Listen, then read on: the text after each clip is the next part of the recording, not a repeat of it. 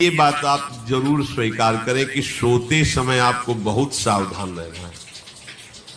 और प्रायः गलती सोते समय करते हैं उपासक की कोई प्रपंच की बात याद करते हुए या मोबाइल देखते हुए या कोई गंदी चेष्टाओं का आपकी रात बेकार चली जाएगी। अगर गंदी चेष्टा हो गई तो सुबह भी बेकार हो जाएगी, दिन भी बेकार हो जाएगा, निरुत्साहित हो जाओगे।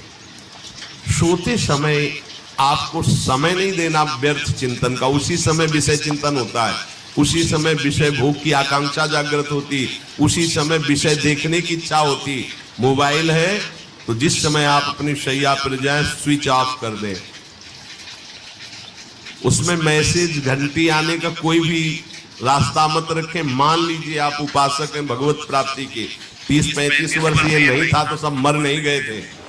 और बोले इमरजेंसी, जब इसकी 30-35 वर्ष से पहले इसकी कोई रचना नहीं थी, मुझे लगता है, क्योंकि 30-35 वर्ष में ही इसका विस्तार देखा है। नहीं तो कभी किसी के पास मोबाइल नहीं। कोई बड़े अधिकारी तो इतना बड़ा वो, इतना बड़ा वाला वो ऐसे रखते थे। नहीं तो मोबाइल तो हमें लगता है 30-35 वर्ष। तो फिर इमरजेंसी कैसे चलती थी? कैसे चलती थी इमरजेंसी? और आप ब्रह्मा हो क्या कि इमरजेंसी संभाल लोगे? स्विच ऑफ करो। जो सब इमरजेंसी संभालने के लिए तैयार रात दिन न सोता है, वो हर समय जागृत रहता है, वो हमारा आराध्य देव है। स्विच ऑफ करो, चिंतन लगाओ श्री जी का। ये जो रात्रि के शयन के समय मोबाइल में इधर उधर दृश्य देखने हैं, अपने सर्वनाश का बीज बोना है। मान लो, हमारी प्रार्थना मान लो, ये उस समय मन आपको परेशान करेगा जब कमरे की सिटकिनी अंदर से बंद होगी। सबसे प्रार्थना है रात्रि के शयन के समय। तो बोले फिर ठीक है 10 बजे तक देख लेंगे मोबाइल, इसके बाद शयन के समय भजन कर लेंगे। होगा ही नहीं। क्या तुम देखना चाहते हो? प्रिया प्रीतम के सिवा और कुछ क्या देखना चाहते हो?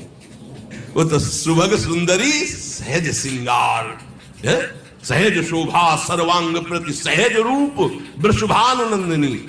हमारी स्वामिनी जी की सुंदरता छुपाने के लिए आभूषण पहनाए जाते हैं, औरों को तो आभूषण सुंदरता बढ़ाने के लिए। यहां छवि के छिपाए बे को ऐसे के दास होके क्या देखोगे मोबाइल में? क्या देखना चाहिए?